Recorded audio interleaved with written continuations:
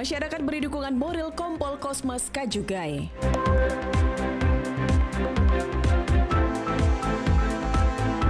Sensus Ekonomi Indonesia mendata para pelaku usaha.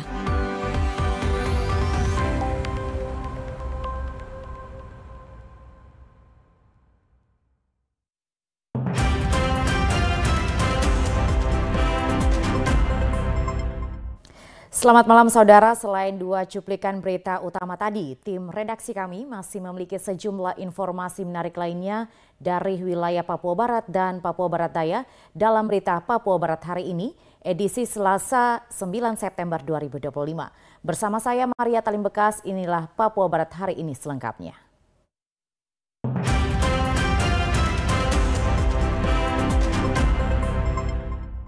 Kita awali dari Kabupaten Fakfak, saudara, sebanyak 314 calon mahasiswa baru Politeknik Negeri Fakfak mengikuti pengenalan kehidupan kampus mahasiswa baru PKKMB 2025 yang berlangsung selama 3 hari. Mahasiswa tahun akademik 2025-2026 sebanyak 314 orang yang terdiri dari Prodi D3 Teknik Perawatan dan Perbaikan Mesin 49 orang, Prodi D3 Teknik Sipil sebanyak 53 orang, Prodi D3 Manajemen Informatika sebanyak 75 orang, Prodi D3 Agroindustri sebanyak 29 orang, Prodi D3 Teknik Listrik sebanyak 38 orang, Prodi D4 Teknologi Rekayasa Konstruksi Jalan dan Jembatan sebanyak 26 orang. Prodi D4 Akuntansi Sektor Publik sebanyak 22 orang. D4 Pengelolaan Agribisnis Perkebunan sebanyak 22 orang. PKKMB ini disiapkan bukan sekedar acara seremonial, tetapi menjadi ruang untuk para calon mahasiswa mengenal lebih dekat kampus, budaya akademik, dan juga dosen. Pelaksanaan pembukaan PKKMB Polinev 2025 dibuka Direktur Polinev Muhammad Nur. Frans Tamela, kontributor TVRI, melaporkan dari Fakfak, Papua Barat. Saudara, Lembaga Pengembangan Pesparawi Daerah Kabupaten Fakfak periode 2022-2027 menggelar rapat koordinasi pengurus dilanjutkan dengan penandatanganan nota kerjasama untuk kegiatan pelatihan. LPPD Kabupaten Fakfak menggelar rapat pengurus dan peserta paduan suara setelah beberapa waktu lalu beristirahat panjang dari ajang kompetisi Pesparawi ke-14 tahun 2024 di Sorong. Ketua LPPD Kabupaten Fakfak periode 2022-2027, Yohana Dina Hindom, usai memimpin rapat dan menyerahkan biaya transportasi kepada pelatih, peserta, dan panitia.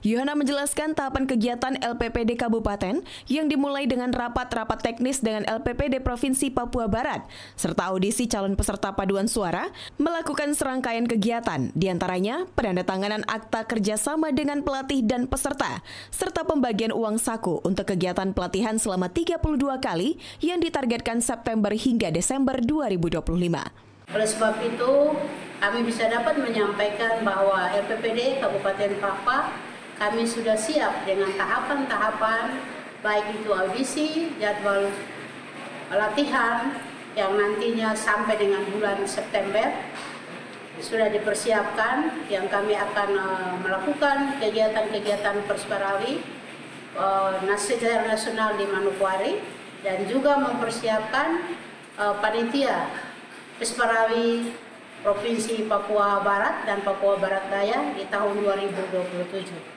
Sementara itu, pelatih kepala Ongen Deres menambahkan kesiapan latihan setelah melewati tahapan audisi telah direncanakan dengan baik.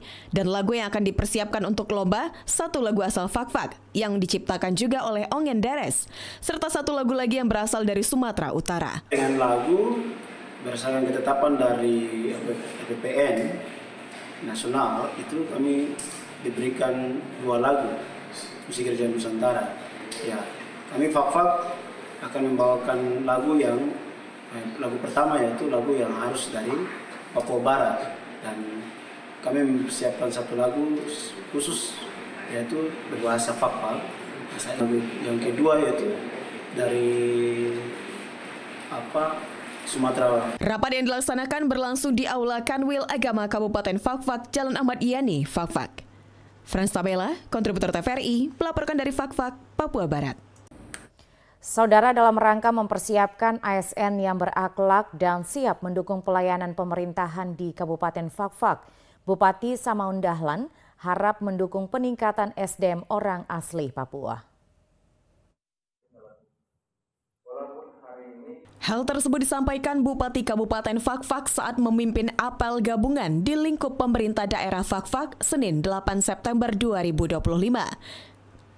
Hal tersebut disampaikan karena banyak pimpinan kepala daerah yang saat ini purna tugas. Untuk itu, persiapan pembangunan SDM harus dimulai dilakukan. Banyak sekali generasi-generasi yang ada dalam posisi saat mereka sudah mulai menyiapkan diri dalam masa pensiun. Saya minta anak-anak negeri dapat menyiapkan diri dengan sebaik-baik agar dapat bisa melanjutkan generasi-generasi yang saat ini di kurun waktu 2-3 tahun ke depan sudah memasuki purna tugas. Jangan sampai pada waktunya tidak ada yang siap. Samaun Dahlan berkomitmen ke depan pembiayaan bagi orang asli Papua yang menggunakan dana otonomi khusus harus nyata. Memberikan resep dan kemudian ada plastik yang di situ, obat di situ 3 kali sehari. Di situ nanti ada ditempelkan otsus. Begitu juga dengan makanan yang kita kasih untuk pendamping pasien. Di situ dalam kotak itu makanan pun. Di situ nanti kita kasih otsus. Jadi ini didanai dari dana otsus. Begitupun yang lain. Dan Dinas Pendidikan untuk pakaian seragam gratis dari sepatu. Sepatu di situ di label belakang sepatu harus ditulis di situ otsus. Di baju di sini harus tempel otsus. Di topi belakang harus label otsus. Sehingga orang tahu bahwa dana otsus yang digunakan atau diberikan adalah di anak-anak kita. Frans Tamela, kontributor TVRI, melaporkan dari Fakfak, Papua Barat. Saudara, Pelabuhan Sewa Indah Muni Kabupaten Teluk Wondama sebagai salah satu fasilitas pendukung moda transportasi laut hari ini diresmikan oleh Gubernur Papua Barat Domingus Mendacan. Untuk informasi selengkapnya akan dilaporkan langsung oleh April Nikmur dari Teluk Wondama. Selamat malam April, silahkan laporan Anda dari Teluk Wondama. Ya, baik, selamat malam Maria dan juga saudara. Kami informasikan bahwa Pelabuhan Sewa Indah Muni terletak di Kampung Kaibi, Distrik Wondiboi, Kabupaten Teluk Wondama, Provinsi Papua Barat. Pelabuhan Sewa Indah Muni ini merupakan pelabuhan yang dibangun sejak tahun 2016 oleh pemerintah pusat dan dihibahkan kepada pemerintah daerah Kabupaten Teluk Wondama sejak tahun 2022. Hari ini Pelabuhan Sewa Indah Muni diresmikan oleh Gubernur Papua Barat Domingus Mendacan. Proses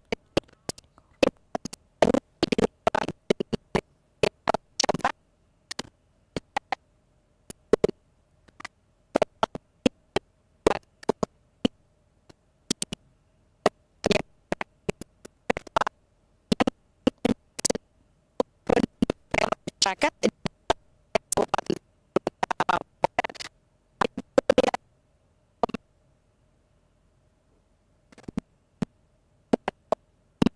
berdampak positif bagi masyarakat. Pelabuhan Sewa Indah Muni juga hadir sebagai fungsi fasilitas pendukung peningkatan daya ekonomi masyarakat di kampung-kampung pesisir bagian selatan Kabupaten Teluk Wondama, Papua Barat agar bisa bertumbuh dengan baik. Kehadiran Pelabuhan Sewa Indah Muni juga dinilai mendorong pemerintah dalam berbagai program pembangunan daerah. Peresmian tersebut, Gubernur Papua Barat juga mencanangkan penanaman beberapa bibit pohon, sekaligus juga menyerahkan 5 unit bis pemerintah daerah Kabupaten Teluk Wondama agar dapat menunjang pelayanan kepada masyarakat melalui Dinas Perhubungan Kabupaten Teluk Wondama. Demikian informasi yang dapat kami laporkan langsung dari Wasyur Kabupaten Teluk Wondama. Kembali ke Maria di studio. Selamat bertugas kembali. Kita beralih ke informasi lain. Saudara, elemen masyarakat dan mahasiswa di Manokwari mendatangi Polda Papua Barat menyerahkan petisi tanda tangan bentuk dukungan moral terhadap Kompol Kosmas Kajugae yang dipecat dengan tidak hormat dari Kepolisian Republik Indonesia. Petisi ditandatangani dan diserahkan oleh Ketua Sahabat Polisi Indonesia Papua Barat Jalil Lambara kepada Wakapolda Papua Barat Brigjen Pol Yosi Muharmata di Mapolda Papua Barat Senin 8 September 2025. Aksi yang dilakukan elemen masyarakat di Manokwari, Papua Barat meminta Kapolri Jenderal Listio Sigit Prabowo untuk meninjau kembali putusan pemecatan terhadap Kompol Kosmas Kajugae yang di PTDH dari institusi Polri untuk kembali ditinjau ulang. Kepada media, Kabid Humas Polda Papua Barat Kombes Pol Ignatius Beni Prabowo mengatakan aspirasi yang diserahkan SPI bersama masyarakat akan ditindaklanjuti ke Mabes Polri. Kami dari Polda Papua Barat yang diwakili oleh Bapak Wakapolda Papua Barat menerima kurang lebih 30 orang dari elemen masyarakat yang menyuarakan atau menyampaikan aspirasi untuk Kapolri atau Mabes Polri meninjau ulang terhadap putusan yang dijatuhkan kepada beberapa atau 7 orang ya anggota Polri ya terkait dengan kasus penabrakan salah satu ojol pada tanggal 28 yang lalu ya, Nah ini kami sudah menerima dan nanti selanjutnya tentunya aspirasi ini akan kita sampaikan kepada Mabes Polri untuk tindak lanjutnya itu nanti menjadi pertimbangan dari Mabes Polri.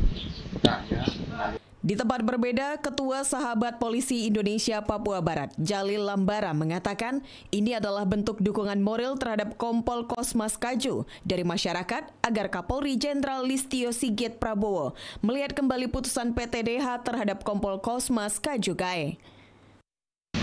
Kami meminta dukungan untuk mari bersama-sama mendukung institusi Polri dan meminta kepada Bapak Kapolri melakukan peninjauan kembali putusan PTDH terhadap Kompol Kosmas yang ada di Jakarta. Saya pikir Kompol Kosmas menjalani tugas sesuai dengan tugasnya sebagai anggota Kepolisian Republik Indonesia. Strata kepolisian sudah dijalankan, mungkin karena ada sesuatu yang terjepit ataupun ada indikasi-indikasi yang lain, maka terjadilah kecelakaan tersebut. Saya tahu dan kami tahu persis, kami sebagai organisasi sahabat polisi tahu persis bagaimana strata kepolisian itu sendiri. Mereka tahu bagaimana menjalankan tugas dalam suatu terjepit. Saya pikir situasi saat itu, saya tahu yang yakin, Kompol Kosmas adalah manusia biasa, tidak luput dari hilaf dan salah. Dia punya keluarga, punya istri, punya anak. Karena itu kami rasa kepedulian kami yang ada di timur Indonesia, Kabupaten Manokwari, terhadap Kompol Kosmas yang ada di Jakarta. Meminta kepada Bapak Kapolri untuk melakukan peninjauan kembali terkait putusan PTDH ataupun pemecatan terhadap Kompol Kosmas.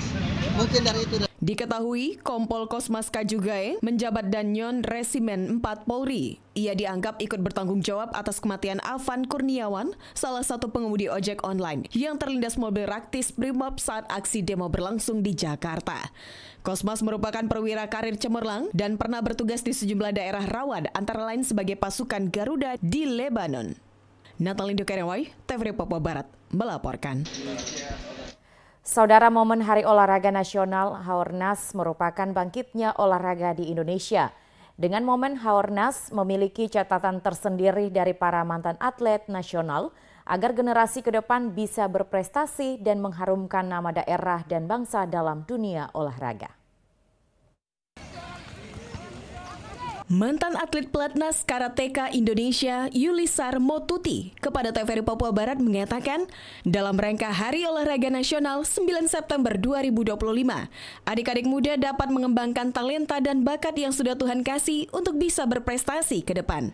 Semua harus berlatih dengan semangat dan jauhi hal-hal yang kurang baik dan harus mengembangkan diri dalam dunia olahraga agar bisa membawa nama daerah dan juga bangsa untuk berprestasi.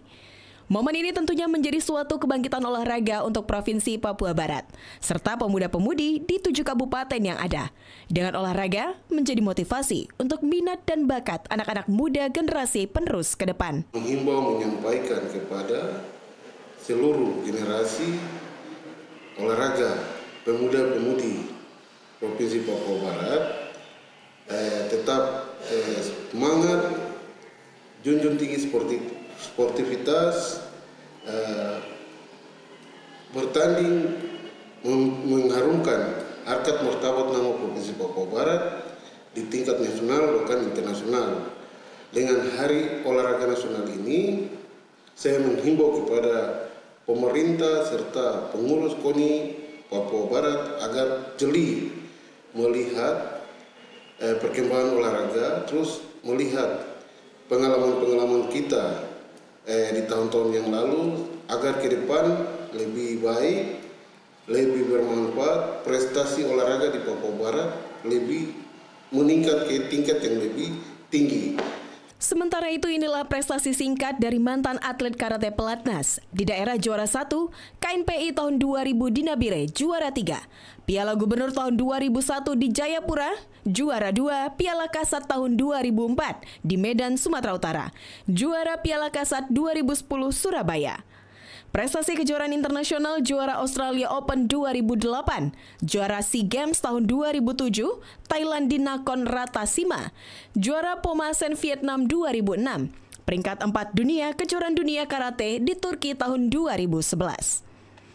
Dengan momen Haornas, semua adik-adik yang ada di Papua Barat bisa mengembangkan diri lagi untuk terus berolahraga dan mendapat serta meraih prestasi yang lebih baik. Laporan Ges Meguri, TVRI Papua Barat, melaporkan. Saudara, Badan Pusat Statistik BPS akan melaksanakan kembali sensus ekonomi pada tahun 2026 yang diawali pada tahun 2025. Sensus ekonomi merupakan kegiatan 10 tahun sekali untuk mendata para pelaku usaha di seluruh Indonesia. Sesi tanya jawab. Penyerahan hadiah. Sebagai bentuk persiapan dan kesiapan BPS dalam melaksanakan sensus ekonomi 2026, Kepala BPS Provinsi Papua Barat, Mary, mengajak seluruh masyarakat di Indonesia, terlebih khusus pemerintah dan para pelaku usaha, untuk mari bersama-sama mengawali sensus ekonomi, khususnya di Papua Barat dan Papua Barat Daya. Sehingga pelaksanaan sensus ekonomi di Papua Barat bisa menghasilkan database ekonomi yang berkualitas yang dapat digunakan oleh pemerintah sebagai pengambil kebijakan. Di mana sensus ekonomi 2026 merupakan salah satu sensus yang dilaksanakan oleh BPS setiap 10 tahun sekali, tepatnya pada tahun yang berakhiran angka 6, melalui SE 2026. BPS akan memotret kondisi perekonomian di Indonesia secara menyeluruh. Data hasil SE 2026 ini tidak hanya ditargetkan untuk digunakan pemerintah, tetapi juga dapat digunakan dalam dunia usaha untuk memahami perkembangan ekonomi. Persiapan sensus ekonomi untuk nanti dilaksanakan pada tahun 2026, khusus untuk di Papua Barat, itu sudah dilaksanakan beberapa kegiatan. Di setiap kegiatan, baik itu pada saat press release maupun pada saat kegiatan-kegiatan yang melibatkan BPS, kami sudah menyampaikan kepada pemerintah maupun kepada masyarakat bahwa tahun 2026 nanti akan dilaksanakan sensus ekonomi. Tentu kami berharap dukungan dari semua yang terlibat, khususnya pemerintah dan juga pelaku-pelaku usaha yang ada di Papua Barat ini, sehingga pelaksanaan sensus ekonomi 2026 nanti di Papua Barat dapat menghasilkan database ekonomi yang berkualitas yang dapat digunakan oleh pemerintah untuk mengambil kebijakan dalam perumusan program-program pemerintah kepada dunia usaha dan lain-lain. Jadi pelaksanaan sensus ekonomi 2026 nanti ini, kami juga dari BPS Provinsi Papua Barat sudah punya terkait dengan senam sensus ekonomi itu yang kami upload di sosial media yang ada di BPS, baik itu di Instagram, Facebook, dan lain-lain, guna menginformasikan kepada seluruh masyarakat yang ada di Papua Barat ini untuk nanti mendukung pelaksanaan sensus ekonomi di Papua Barat yang kita cintai ini. Sensus ekonomi 2026 membantu dunia usaha setidaknya dalam 4 hal. Pertama, informasi pasar yang lebih akurat. Kedua, perencanaan bisnis yang lebih baik, mengidentifikasi peluang investasi dan penguatan daya saing. Natalindo Kerewai, TVRI Papua Barat, melaporkan. Saudara, informasi selanjutnya akan kami hadirkan setelah jeda berikut ini. Tetaplah bersama kami.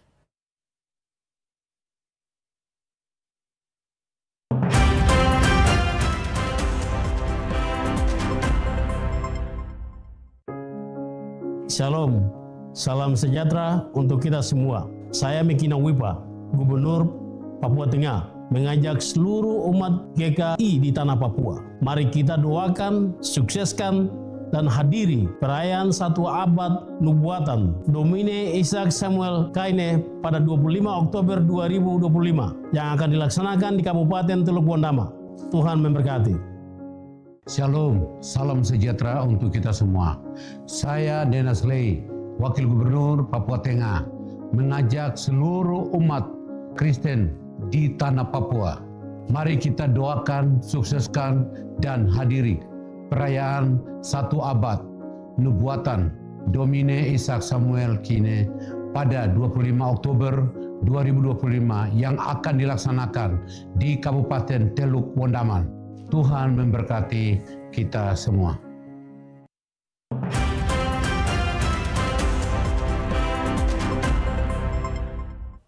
Terima kasih Anda masih bersama kami. Saudara, Hari Belanja Online Nasional atau Harbolnas tak hanya dinikmati oleh pelaku usaha di bidang fashion dan kecantikan. Pelaku UMKM kuliner pun turut memanfaatkan momen ini untuk meningkatkan penjualan. Salah satunya adalah Lupita Cake and Bakery yang memanfaatkan pemasaran digital dan sistem pesan antar untuk menjangkau lebih banyak pelanggan. Berikut informasinya untuk Anda. Di tengah persaingan bisnis yang ketat, Lupita Cake and Bakery tetap bertahan melalui strategi digital. UMKM rumahan ini telah aktif menjual produknya secara online selama beberapa tahun terakhir di media Facebook, Instagram, dan WhatsApp. Mengandalkan media sosial seperti Instagram dan WhatsApp, serta layanan pesan antar, pelanggan kini bisa memesan aneka produk seperti roti, kue ulang tahun, hingga snackbook untuk berbagai acara cukup dari rumah.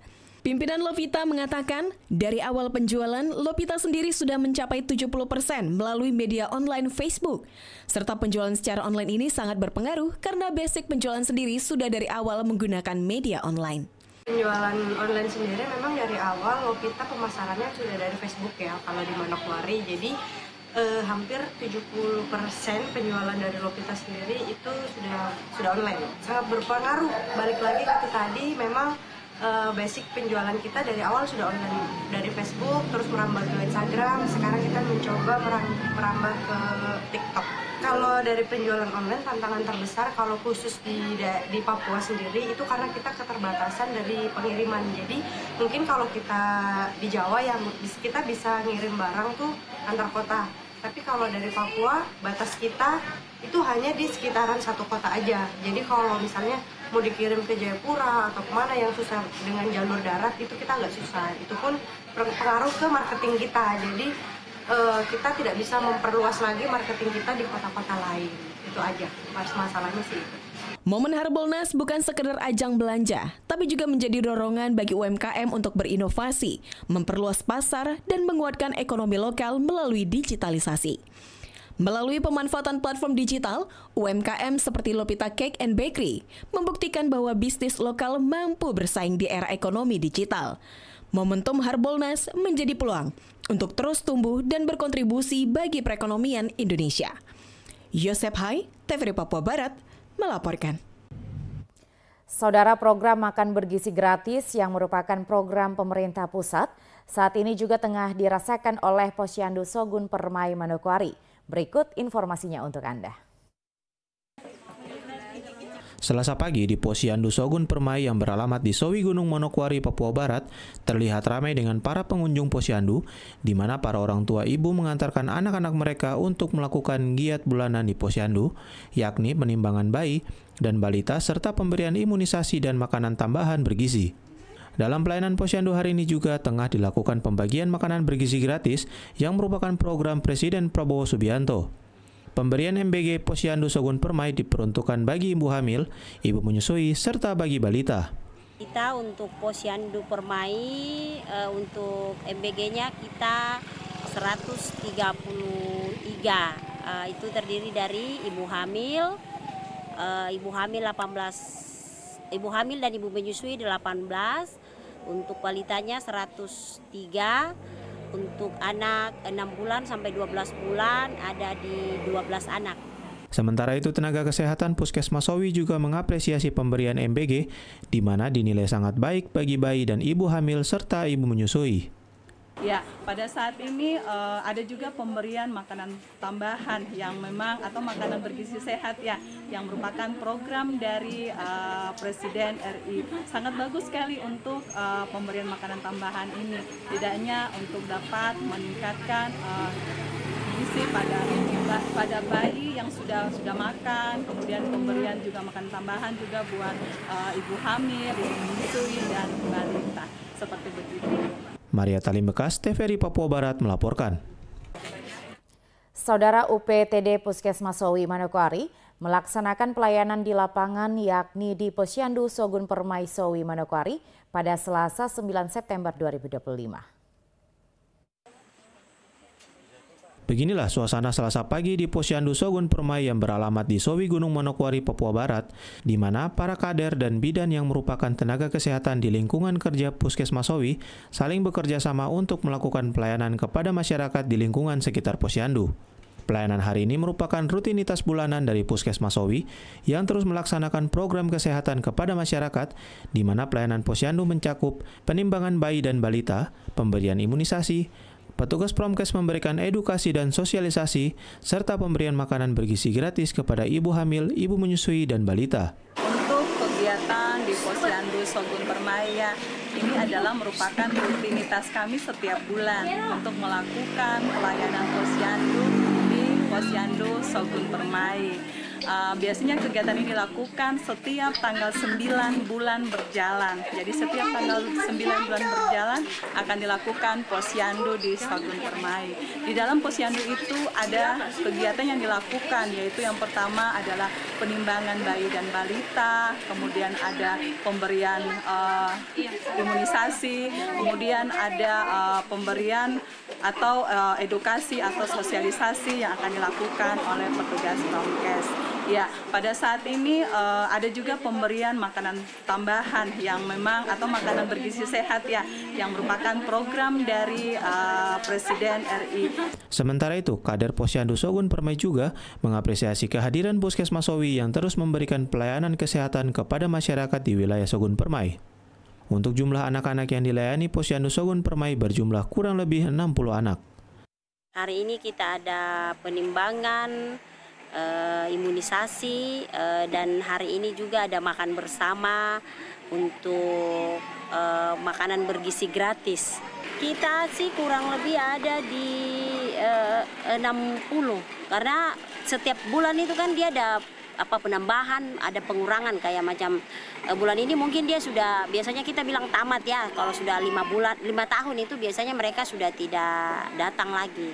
Tapi kan ada yang baru lahir lagi kayak gitu. Jadi untuk total pastinya sih setelah Posyandu selesai nanti baru kami tahu lagi bahwa bulan ini berapa yang kurang, berapa yang bertambah. Seperti itu. Maria Talim Bekas, TVRI Papua Barat melaporkan.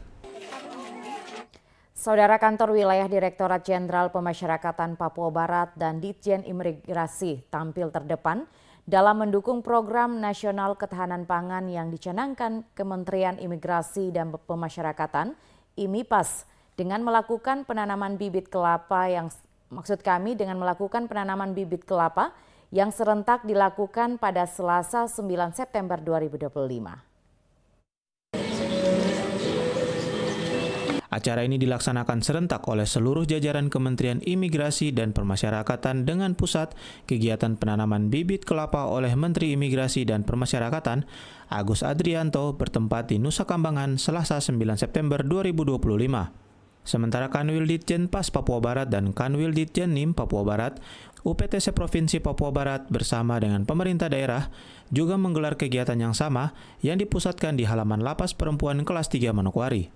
Kepala Kantor Wilayah Direktorat Jenderal Imigrasi Papua Barat, Asrul, mengatakan sebanyak 5.000 pohon kelapa ditanam di setiap lapas dan rutan yang ada di kantor wilayah Papua Barat dan Papua Barat Daya dalam mendukung program nasional ketahanan pangan yang dicanangkan Kementerian Imigrasi dan Permasyarakatan. Jadi kami melakukan penanaman kelapa di wilayah Provinsi Papua Barat dan Papua Barat Daya seluruhnya berjumlah 5.000 pohon, 50 pohon. Jadi ya sebagian kami tanam di sini secara serentak dan sebagian ditanam di lapas-lapas, lahan-lahan lapas yang tidak dipakai di seluruh wilayah kerja Kanwil Pemasyarakatan Papua Barat. Pak, kenapa? Asrul mengatakan setelah penanaman bibit kelapa, tentu untuk perawatan secara menerus akan melibatkan warga binaan yang ada di setiap lapas daerah dalam merawat bibit kelapa guna mendukung program pemerintah guna terciptanya ketahanan pangan nasional. Tentunya kita mempunyai warga binaan ya, yang tentu bisa kita manfaatkan untuk melakukan perawatan, merupakan suatu kegiatan narapidana melakukan perawatan terhadap pohon kelapa. Jadi ini merupakan bentuk pembinaan sebelum narapidana itu kembali ke masyarakat. Ini merupakan kegiatan dia. Pembinaan, bentuk pembinaan. Jenis kelapa. Diharapkan dari kegiatan ini selain sebagai wujud nyata program ketahanan pangan, namun juga dapat memberikan dampak ekonomi jangka panjang bagi masyarakat. Hal ini sesuai dengan core value Kemenimpas bergerak prima pelayanan luar biasa serta mewujudkan pemasyarakatan pasti bermanfaat untuk masyarakat. Natalindo Kerewai, TVRI Papua Barat melaporkan.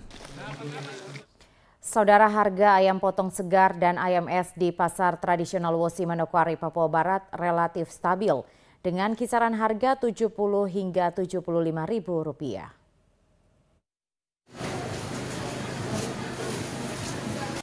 Sesuai pantauan TVRI Papua Barat pada Senin pagi 8 September, harga ayam potong segar relatif stabil dengan kisaran harga Rp70.000 hingga Rp75.000 per ekor.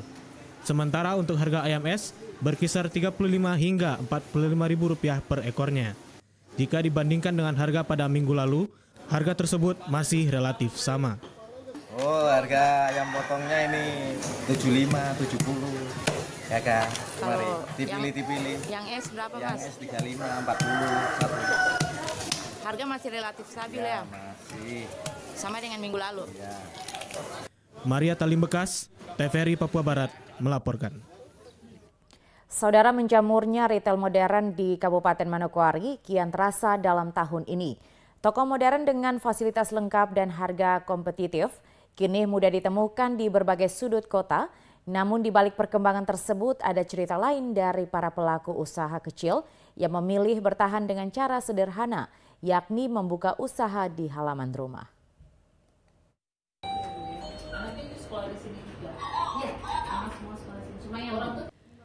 Bagi sebagian warga, memanfaatkan teras atau garasi rumah sebagai toko bakery dan warung makan bukan sekedar pilihan, melainkan kebutuhan untuk tetap bertahan di tengah kerasnya persaingan.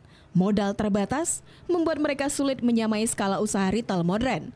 Karena itu, kreativitas menjadi kunci untuk tetap menarik pelanggan. Salah satu pelaku usaha cakes and bakery rumahan yang berada di Jalan Trikora, pertigaan SMP 4 Arfai 2 Kabupaten Manokwari, menuturkan, meski retail modern semakin menjamur, usaha kecil yang dijalankannya masih diminati. Hal ini disampaikan oleh Ibu Rahma sebagai owner yang membuka usaha cakes and bakery di halaman rumahnya. Ia mengaku, meski persaingan dengan retail modern cukup berat, usaha kecilnya tetap memiliki pelanggan tetap di lingkungan sekitar. Mungkin lebih ke lebih ekonomis ya. Ibaratnya sudah nggak menyewa tempat gitu. Jadi kebetulan ini lahan punyanya mertua, kosong kan. Dulunya di sini tuh pernah disewakan bengkel, cuman sudah berhenti kontraknya. Jadi pikir-pikir daripada saya ngontrak, jadi lebih menghemat kan. Kalau kontrakan berarti kita harus bayar lagi biaya tempat ya. Jadi walaupun tempatnya kecil nggak apa-apa lah, yang penting punya sendiri dan tidak bayar tempat lagi gitu. Itu salah satu alasannya. Itu kebetulan memang kosong kan, jadi mungkin karena selain tempatnya strategis di pinggir jalan. Meski begitu, para pelaku usaha tetap berharap pemerintah daerah memberi perhatian lebih kepada usaha kecil yang tumbuh dari rumah, serta wadah pemasaran menjadi kebutuhan yang mendesak agar usaha mereka dapat bertahan di tengah gempuran retail modern. Keberadaan usaha rumahan juga dipandang penting sebagai bentuk ketahanan ekonomi masyarakat. Selain membuka lapangan kerja kecil-kecilan, usaha ini juga mempererat hubungan sosial di lingkungan sekitar. Halaman rumah pun berubah fungsi, bukan sekedar ruang pribadi, tetapi juga menjadi ladang ekonomi keluarga. Di tengah derasnya arus modernisasi, pelaku usaha rumahan di Manokwari membuktikan bahwa dengan kreativitas, kedekatannya dengan pelanggan, dan semangat pantang menyerah, usaha kecil tetap mampu bertahan. Mereka percaya, meski retail modern terus tumbuh, usaha sederhana dari rumah tetap punya tempat tersendiri di hati masyarakat. Yosep Hai, TVRI Papua Barat, melaporkan. Saudara, informasi selanjutnya akan kami hadirkan setelah jeda berikut ini. Tetaplah bersama kami.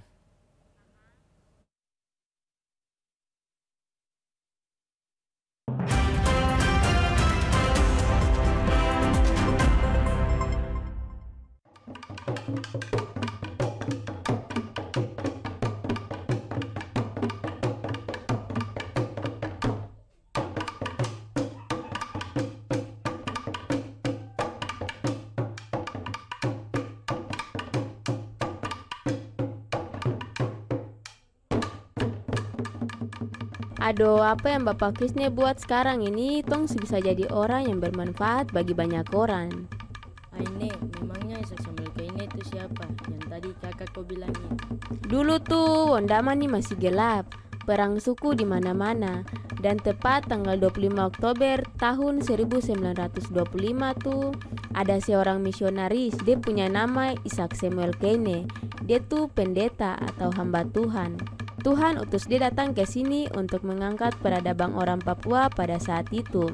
Dan dia juga ajarkan anak-anak dan orang dewasa asli Papua tentang Injil dan etika hidup sebagai orang Kristen. Dia mengajar di gereja dan juga di sekolah. Oh, jadi sekolah yang dia itu merek itu kakak. Itu dulu orang Papua dari semua tempat datang untuk belajar baca, tulis, dan menyanyi. Di situ kan pantasan kakak, bekas-bekas sejarah, perjalanan, peradaban orang Papua masih ada sampai sekarang di sana. Nah, itu yang bagaimana torang sebagai generasi sekarang, tong harus bisa teruskan apa yang pendeta Isaac Samuel Kaine buat. Bukan cuma untuk orang Papua saja, tapi untuk non-Papua dan torang semua yang tinggal di tanah Papua ini. Iya, betul. Tong harus kerja dengan rajin, tulus dan ikhlas, melayani masyarakat dengan sepenuh hati. Terus tong harus rajin ibadah, saling mendoakan sesama demi kesejahteraan orang bersama di tanah Papua, terutama bangsa dan negara. Betul itu, makanya nanti bulan Oktober 2025 ini, tong akan rayakan 1 abad nubuat pendeta Isaac Samuel Kaine.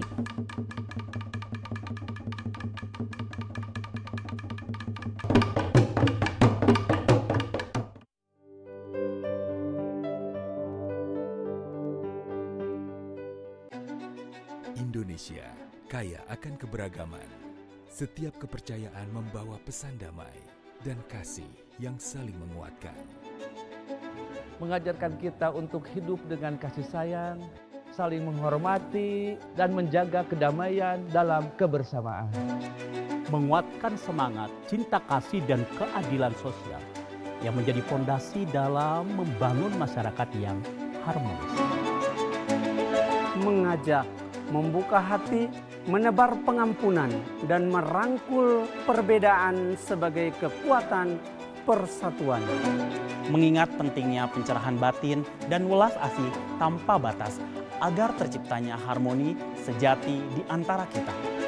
Memegang teguh filosofi keharmonisan antar manusia, alam, dan Sang Pencipta sebagai dasar kehidupan yang seimbang dan penuh rasa hormat. menanamkan nilai kebijaksanaan, kesusilaan, dan hormat kepada leluhur untuk memperkuat ikatan sosial dan tanggung jawab bersama. Keberagaman budaya adalah anugerah yang menyatukan kita semua. Dengan saling memahami dan menghormati, kita jaga persatuan, membangun Indonesia yang damai dan maju. Bhinneka Tunggal Ika, berbeda-beda tetapi tetap satu jua.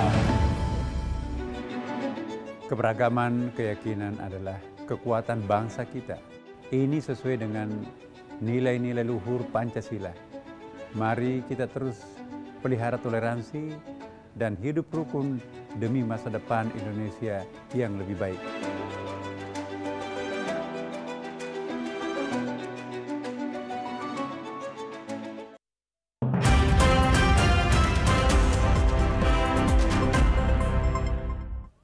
Terima kasih Anda masih bersama kami. Saudara, perkembangan toko retail modern sudah mulai menjamur di dalam kota Manokwari. Mendapat tanggapan dari akademisi Unipa Fakultas Ekonomi dan Bisnis. Fenomena ini memiliki dampak ganda bagi perekonomian UMKM lokal.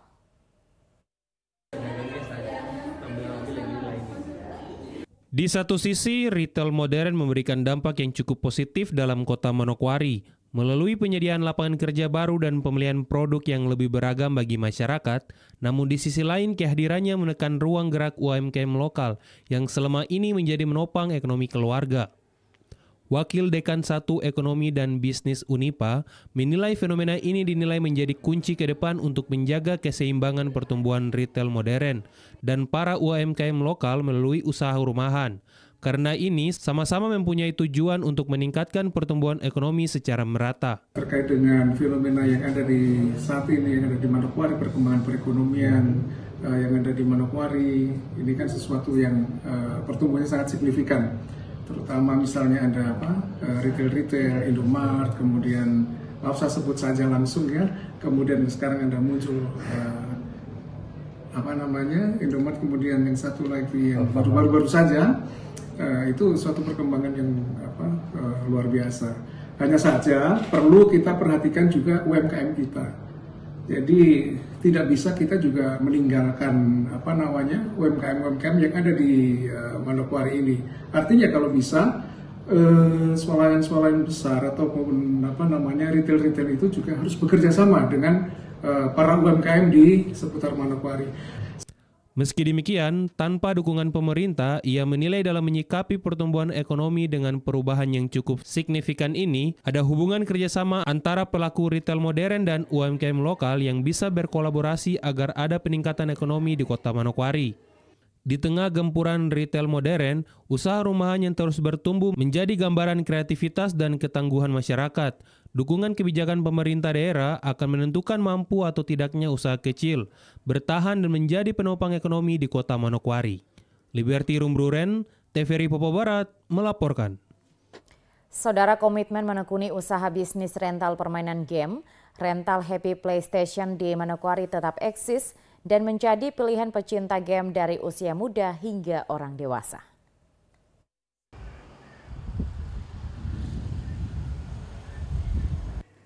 Tahun 2025 merupakan tahun ke-11 rental Happy PlayStation berdiri di Manokwari. Beralamat di Brawijaya, Distrik Manokwari Barat, Provinsi Papua Barat. Usaha keluarga yang dijalankan oleh Cray bersaudara, yaitu Arthur Cray dan juga adiknya Gilbert Cray. Bermodalkan 10 juta lebih, keduanya membuka usaha rental Happy PlayStation. Diawali 7 televisi dan 7 PS2, di tahun 2014, usaha bisnis rental permainan game memiliki perkembangan yang sangat bagus dalam jangka waktu beberapa bulan. Peminat game terus meningkat, akhirnya mereka bisa membuka cabang di beberapa daerah dalam kota Manokwari. Selain itu, upgrade perangkat dari PS2 menjadi PS3 sesuai dengan permintaan pelanggan. Untuk saat ini, walaupun dengan perkembangan zaman, game online dan juga game yang mudah di-download di perangkat telepon tidak mengurangi pecinta PlayStation. Tetap masih ada peminatnya dan sangat tinggi. Setiap hari, Happy PlayStation dibuka dari jam 9 hingga jam 12 malam dengan harga per jam PS3 10.000, PS4 15.000, dan PS5 25.000. Dalam sehari, jumlah pengunjung yang datang sangat banyak, dari anak-anak dan juga orang dewasa.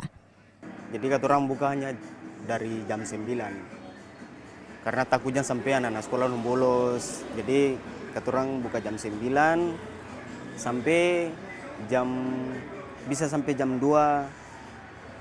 Tapi itu katorang batasi karena sularu. Jadi katorang batasi mungkin sampai jam 12 ya katorang tutup. Ya kalau macam pendapatan di sini satu hari lumayan bagus.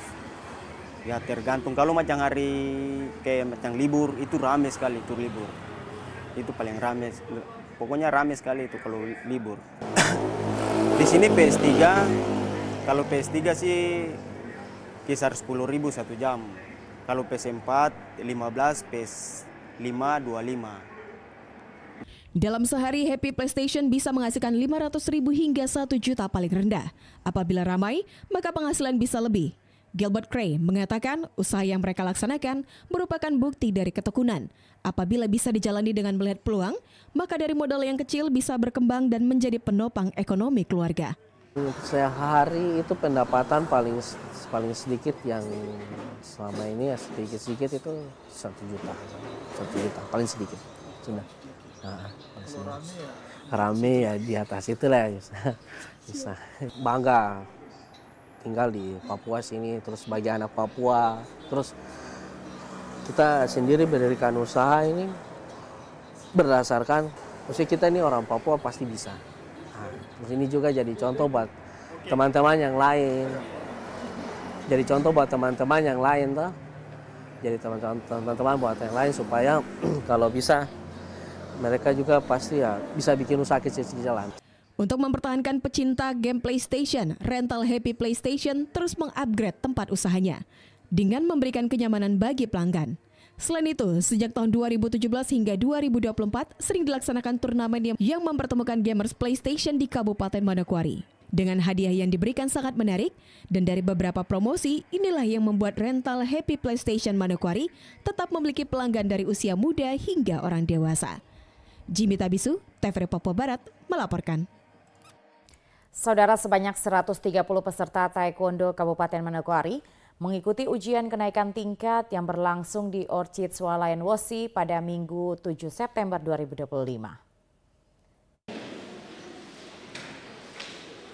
Ujian kenaikan tingkat Taekwondo adalah evaluasi kemampuan atlet untuk naik ke tingkatan sabuk berikutnya yang meliputi penguasaan teknik pukulan, tangkisan, tendangan, jurus, dan pertarungan. Seperti yang berlangsung pada Minggu 7 September 2025, bertempat di Orchid Swalayan Wosi yang diikuti ratusan peserta dari 3 dojan di bawah pengurus cabang Taekwondo Kabupaten Manokwari. Pelaksana tugas Ketua Pengkap Taekwondo Manokwari, Uci Dian Ayu Pratiwi, dalam sambutannya pada upacara pembukaan menyampaikan, ujian kenaikan tingkat adalah proses yang sangat penting, baik sebagai pelatih maupun peserta dapat melihat hasil dari kerja keras, disiplin, dan komitmen yang telah dilakukan selama ini. Sebagaimana Taekwondo di Manokwari saat ini terus mengalami perkembangan yang begitu pesat. Adalah bagian dari proses panjang dalam pembinaan atlet. Ini adalah momen yang sangat penting, di mana kita semua, baik sebagai pelatih, peserta, dan orang tua, dapat melihat hasil dari kerja keras, disiplin, komitmen yang telah dilakukan. Lebih dari sekedar ujian teknik, ini adalah ujian mental dan semangat juang untuk kita untuk selalu berkembang dan berusaha lebih baik lagi. Kepada para peserta ujian, saya ingin mengingatkan untuk selalu menjaga sportivitas, menghormati satu sama lain, dan menjalani ujian ini dengan rasa percaya diri dan juga dengan penuh semangat. Ingatlah bahwa apapun hasilnya, setiap langkah yang kalian tempuh hari ini adalah bagian dari proses untuk menuju kesuksesan yang lebih besar. Ujian kenaikan tingkat yang berlangsung selama 1 hari ini diikuti sebanyak 130 peserta yang terbagi dari 3 dojan yang ada di Kabupaten Manokwari, yaitu Dojan Kalawai, Dojan SMA Negeri 2 Manokwari, dan Dojan Insan Mulia. Baik, jadi pada siang hari ini tanggal 7 September 2025 kita Taekwondo di khususnya Kabupaten Manokwari lagi melaksanakan ujian kenaikan tingkat GILP yang mana diikuti oleh jumlah peserta 130 orang yang terbagi dari Dojang IT, Dojang Kalawai, dan juga Dojang SMA 2. Itu saja. Baik, ini setelah kenaikan pangkat atau mungkin ada pesan-pesan atau penekanan bagi para atlet ini seperti apa? Ya baik, mungkin kita sebagai panitia menyelenggarakan kegiatan ini untuk menguji keterampilan, teknik, dan juga mental para peserta atlet yang mengikuti kegiatan ini, yang dimana di setiap tingkatan-tingkatan itu memiliki materi-materi yang diujikan berbeda-beda. Harapannya ke depan ini bisa menjadi evaluasi dan dapat meningkatkan kemampuan atlet ke depannya. Kegiatan yang berlangsung sejak siang hingga sore itu turut dihadiri oleh para orang tua dari peserta maupun pengurus cabang Taekwondo Kabupaten Manokwari. Natalindo Kerewai, TVRI Papua Barat, melaporkan. Kita beralih ke informasi lain, saudara pemilik hak ulayat Adrianus Salasa Mansimborai yang juga adalah anggota DPR Papua Barat menyerahkan pelepasan hak ulayat kepada warga secara simbolis yang berlangsung di lokasi Beringin Lestari Andai pada Minggu 7 September 2025.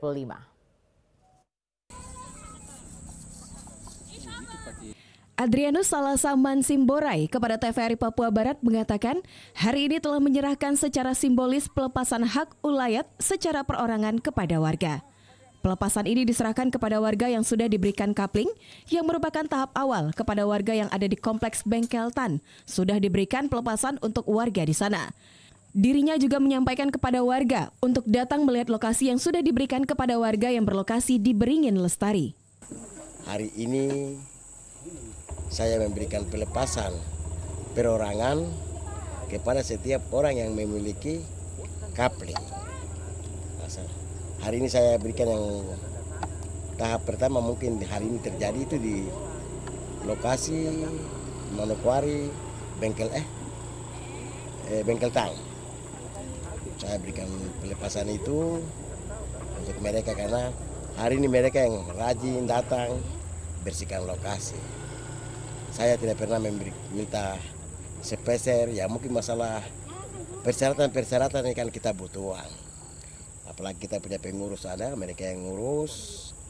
Saya sendiri sampai hari ini saya belum fokus sendiri di lokasi, tapi karena saya punya pendamping, saya punya pengurus, orang yang fokus di lokasi. Sementara itu, salah satu warga yang menerima pelepasan Markus Ridi bersyukur kepada Tuhan karena atas nama Kepala Suku Besar Mansim yang sudah memberikan pelepasan hak ulayat kepada warga. Diberkati selalu karena sudah membantu masyarakat untuk memberikan tempat di mana kedepannya bisa berkembang untuk masa depan Papua. Jika semua sudah dihuni dengan baik, hasil ke depan akan jadi luar biasa. Anggota Kompleks Bengkel Tang, kami bersyukur kepada Tuhan karena atas nama Kepala Suku Mansim memberikan tanah wilayah untuk kami bisa di Mansim Selasa. Diberkati dia karena apa? Dia melihat masyarakat yang masih terkatung-katung di Manokwari, dia kasih tempat di sini untuk bisa berkembang. Bagaimana masa depan untuk Papua akan berkembang, jangan masih hutan-hutan ini, tapi kalau dihuni dan ada hasilnya luar biasa. Jadi warga masyarakat di kota bisa datang untuk berkebun dan sama-sama untuk memajukan daerah wilayah Andai Kompleks Beringin Lestari. Ges Muguri, TVRI Papua Barat, melaporkan. Saudara, mesin ketik antik bukanlah mesin yang ketinggalan zaman, namun mesin tik ini memiliki cerita tersendiri yang selalu dikenang oleh Eli Cray, pemilik mesin ketik jadul yang masih disimpan sampai saat ini. Berikut informasinya untuk Anda.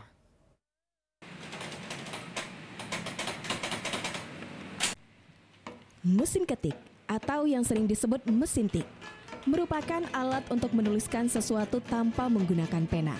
Sebab pengguna hanya perlu menekan tuts huruf berbahan baja yang dilengkapi dengan kertas dan pelat yang secara otomatis bergerak bersama ketika ditekan.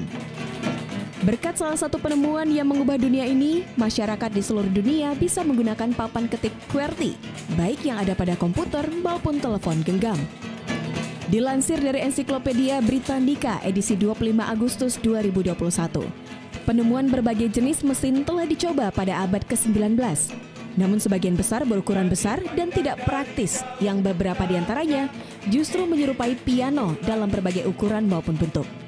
Akhirnya, di tahun 1867, penemu asal Amerika bernama Christopher Latham Sholes membaca sebuah artikel di jurnal Scientific American yang menjelaskan soal mesin baru di Inggris dan terinspirasi untuk membuat mesin tik praktis pertama. Di Manokwari, Papua Barat, Eli Cray, pria kelahiran 10 Desember 1951 ini, sejak tahun 1968, sudah menjadi tuan untuk benda antik mesin tik, atau yang kita kenal dengan mesin ketik jadul. Eli Cray memulai karir di PT Irian Bakti. Setelah menamatkan pendidikan di STM Biak, Papua tahun 1968, ia mulai kerja di PT Irian Bakti. Eli memulai karir di bidang umum dan kemudian dipindahkan ke bagian niaga perusahaan. Sejak saat itu, jemarinya sudah mulai beradaptasi dengan mesin tik untuk menjalankan tanggung jawab pekerjaannya sebagai staf di PT Irian Bakti. Mesin ketik ini punya kenangan tersendiri. Berarti Bapak mulai kerja di Irian Bakti itu tahun 68. Di kantor mereka kasih Bapak di bagian umum, habis itu pembagian tugas lagi kasih Bapak dari niaga. Niaga ini yang menentukan maju hidup dan matinya perusahaan itu. Waktu Belanda itu, akhirnya kenangan ini Bapak kemana-mana pakai karena sudah usia begini baru mau bekerja di komputer tidak bisa. Sedangkan saya saja masih berat-berat, tapi tidak ada halangan. Jadi Bapak masih pakai untuk ketik surat keluar, kwitansi, bukti pembelian ini Bapak masih pakai sampai sekarang masih pakai. Tidak pernah rusak karena Bapak sendiri yang pakai kerja. Paling ganti pita, ganti karbon itu saja. Tinta pasang sendiri. Sudah sekarang banyak di toko-toko ada pitanya dengan karbon banyak. Masih jalan cukup banyak. Punya nilai seni tersendiri, jadi hiburan. Jadi Bapak kemana-mana nanti Bapak bawa. Bapak bawa. Jadi begini pakai. Silver record.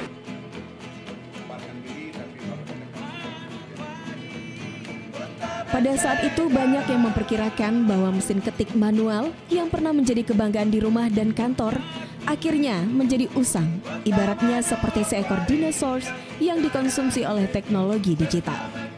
Namun di Manokwari, Papua Barat, mesin ketik manual masih sering dipakai oleh seniman Eli Cray, yang mana sangat membantunya dalam bekerja sebagai seorang seniman.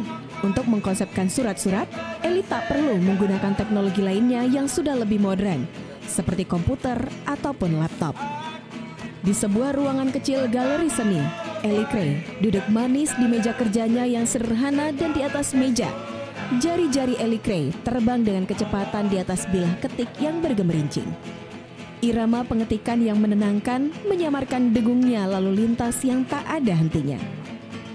Mesin ketik antik bukanlah mesin yang ketinggalan zaman, namun mesin ketik ini adalah barang yang memiliki cerita tersendiri yang selalu dikenang oleh Eli Cray untuk tetap bernostalgia kembali. Maria Talim Bekas, TVRI Papua Barat, melaporkan. Saudara, informasi tadi sekaligus menutup jumpa kita pada Papua Barat hari ini, edisi Selasa 9 September 2025. Mewakili seluruh kerabat kerja yang bertugas, saya Maria Talim Bekas pamit undur diri dari hadapan Anda. Terima kasih atas kebersamaan Anda, selamat malam dan sampai jumpa.